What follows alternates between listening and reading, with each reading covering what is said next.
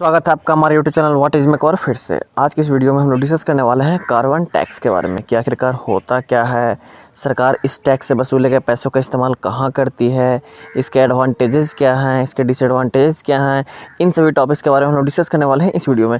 तो बने रहिए हमारे साथ। और अभी तक अपने हमारे चैनल सब्सक्राइब नहीं किया तो हमारे चैनल को सब्सक्राइब करके बेल बटन जरूर प्रेस कर लें ताकि इसी प्रकार की सारी इंपॉर्टेंट वीडियो की नोटिफिकेशन आपको मिलते रहे ऑन टाइम।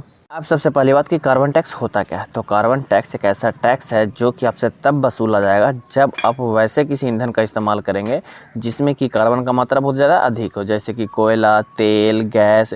ये सब वैसे ईंधन है जिसमें कि कार्बन की मात्रा बहुत ज़्यादा अधिक होती है और इसके एक्सेसिव यूज़ पे हम लोग को जो टैक्स देना होता है उस टैक्स को कार्बन टैक्स बोलते हैं।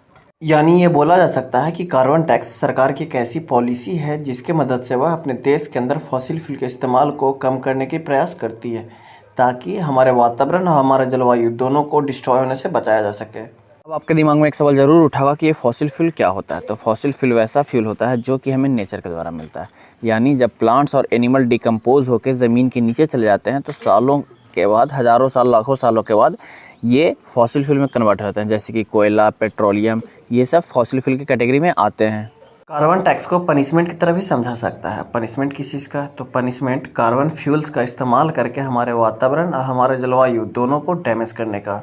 इसके साथ सबसे खास बात यह है कि अगर कार्बन टैक्स को बहुत ही ज़्यादा बढ़ा दिया जाए, बहुत ही ज़्यादा बढ़ा दिया जाए कहने का मतलब कि कार्बन फ्यूल्स के इस्तेमाल पे लिए जाने वाले टैक्स को बहुत ही ज़्यादा बढ़ा दिया जाए, तब क्या होगा कि लोग क्या करेंगे कि कार्बन फ्यूल्स का इस्तेमाल करना कम कर देंगे और इसके अल्टरनेटिव को खोजेंगे। इसका अल्टरनेटिव है क्लीन फ्यूल्स।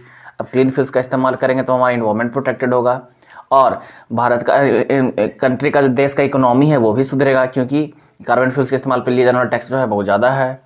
अब आपके दिमाग में एक सवाल जरूर उठा होगा कि क्लीन फ्यूल यानी क्लीन एनर्जी होता क्या है। तो air energy, wind energy, solar energy, ये सब ऐसे एनर्जी हैं जो कि क्लीन फ्यूल या फिर क्लीन एनर्जी की कैटेगरी में आते हैं। अब सबसे इंपॉर्टेंट सवाल कि जितने भी कार्बन फ्यूल्स हैं या फिर फॉसिल फ्यूल्स हैं वो हमारे इन्वायरमेंट, हमारे क्लाइमेट, हमारे वातावरण, हमारे जलवायु के लिए हानिकारक कैसे हैं। तो जितने भी कार्बन फ्यूल्स हैं या फिर फॉसिल फ्यूल्स हैं उनमें दो प्रकार के एटम पाए जाते हैं, एक तो कार्बन एटम और दूसरा हाइड्रोजन एटम। जब इनको जलाया जाता है तो क्या होता है कि हाइड्रोजन एटम तो जल के ख़त्म हो जाता है। कार्बन एटम क्या होता है कि कार्बन एटम जो होता है वो कार्बन डाइऑक्साइड में कन्वर्ट होता है।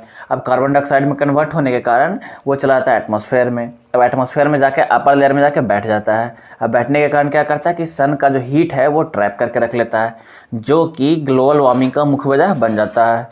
अगर आपको ये वीडियो अच्छा लग रहा हो और हेल्पफुल लग रहा हो तो आपसे रिक्वेस्ट है कि वीडियो को 2 सेकंड पॉज करके लाइक जरूर कर दें, क्योंकि होता है कि आपको वीडियो अच्छा भी लगा, हेल्पफुल भी लगा, आपने पूरा देखा भी पर आप बाद में उसे लाइक करना भूल जाते हो। तो आपसे रिक्वेस्ट है कि वीडियो को पॉज करके लाइक जरूर कर दें। अब क्लीनर फ्यूल्स के साथ सबसे खास बात ये होती है कि क्लीनर फ्यूल्स में भी दो प्रकार के एटम पाए जाते हैं, हाइड्रोजन और कार्बन। जिस तरीके से कार्बन फ्यूल्स में हाइड्रोजन और कार्बन पाए जाते हैं उसी तरीके से क्लीनर फ्यूल्स में भी हाइड्रोजन और कार्बन ही पाए जाते हैं। पर क्लीनर फ्यूल्स के साथ सबसे खास बात ये होती है कि इसमें हाइड्रोजन का मात्रा कार्बन के एटम के मात्रा के कंपेरिजन में बहुत ज़्यादा होता है। यानी हाइड्रोजन एटम्स बहुत ज़्यादा होगा in comparison to carbon atoms. अब इसके कारण क्या होता है कि ये हमारे इन्वायरमेंट के लिए इको फ्रेंडली होता है।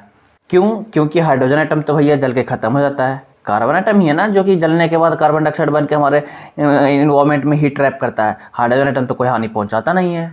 नेचुरल गैस जो है वो सबसे कम कार्बन एटम्स रखने वाला फ्यूल है, जबकि कोयला जो है वो सबसे ज़्यादा कार्बन एटम्स रखने वाला फ्यूल है।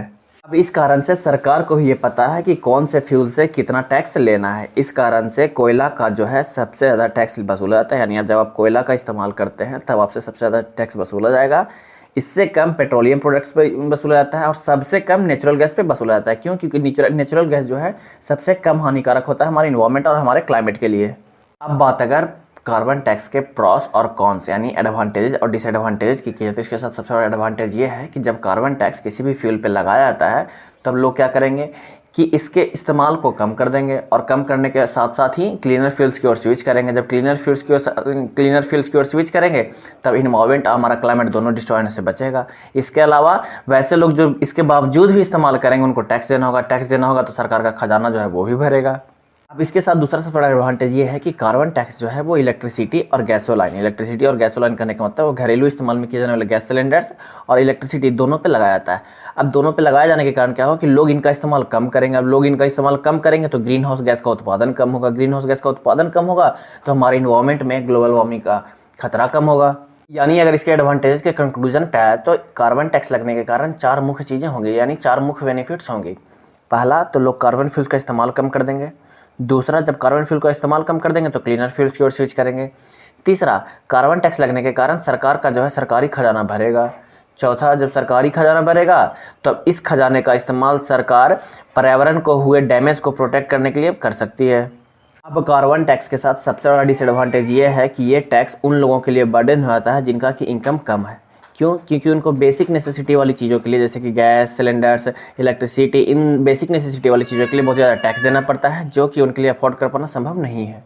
कार्बन टैक्स के साथ सबसे खास बात यह है कि ये वैसे प्रोडक्ट पे नहीं लगाया जाता है जिनमें कि कार्बन की मात्रा जो है वो केमिकली बॉन्डेड होता है। केमिकली बॉन्डेड कहने का मतलब कि इनबिल्ट होता है, उसे एटमॉस्फेयर में रिलीज नहीं किया जा सकता। जैसे कि प्लास्टिक में भी क्या होता है, कार्बन का मात्रा होता है परंतु उसे एटमॉस्फेयर में रिलीज नहीं किया जा सकता है। तो वैसे प्रोडक्ट्स पे जिनमें कि कार्बन की मात्रा केमिकली इनबिल्ट होती है उसमें कार्बन टैक्स नहीं लगाया जाता है। अब अगला सबसे बड़ा सवाल कि आप कैसे कार्बन टैक्स को कम पे कर सकते हैं, यानी कौन सा ऐसा तरीका है जिसकी मदद से आप कार्बन टैक्स आपको कम पे करना सकता है। तो दो तरीके हैं। पहला तरीका, या तो आप कार्बन फ्यूल्स के इस्तेमाल को कम कर दीजिए। दूसरा तरीका, या तो आप कार्बन फ्यूल का इस्तेमाल करिए ही नहीं, क्लीनर फ्यूल्स की ओर स्विच कर लीजिए। अगर आपको ये वीडियो अच्छा लगा और हेल्पफुल लगा तो वीडियो को जाने से पहले लाइक जरूर कर दें और हो सके तो दोस्तों के साथ शेयर जरूर किया करें, क्योंकि आपका हर एक लाइक और हर एक शेयर हमारे लिए बहुत ही ज़्यादा इंपॉर्टेंट है। और अभी तक आपने अगर हमारा चैनल सब्सक्राइब नहीं किया तो हमारे चैनल को सब्सक्राइब करके बेल बटन जरूर प्रेस कर लें, ताकि इसी प्रकार की सारी इंपॉर्टेंट वीडियोज़ की नोटिफिकेशन आपको मिलते रहे ऑन टाइम। धन्यवाद।